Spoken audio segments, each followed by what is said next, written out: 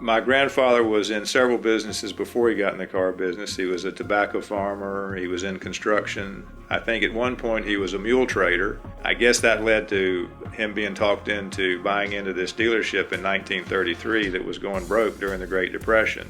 So he got the dealership back on its feet and started to make a viable business out of it.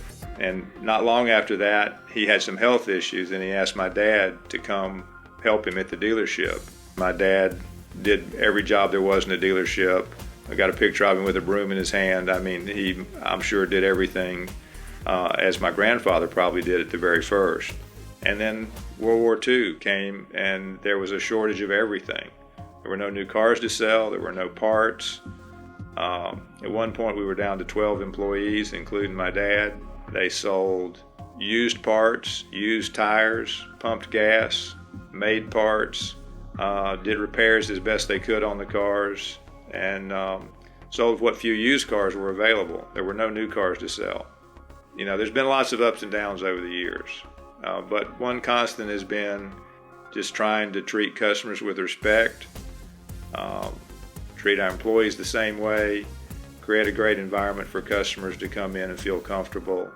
Fred was always interested in being in the business. He just, from a young age, wanted to be in the car business. He was around it, and I think he loved it from the start.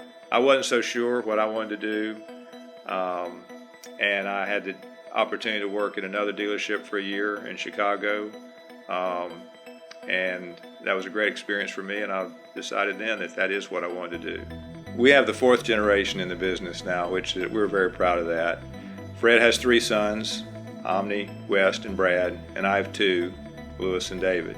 All five members of the fourth generation have different talents, and they play different roles in the dealership, but one thing they all do is help keep us current.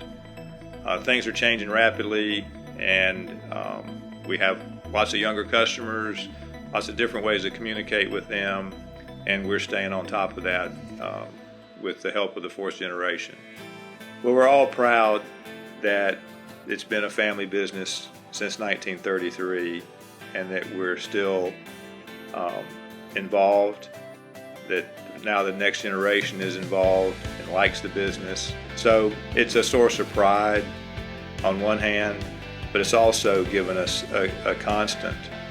There's a thread from 1933 to today and hopefully into the future of treating customers with respect, doing the right thing every day, trying to give them value for their dollar. It's not that complicated. It's what we do, what we've always done.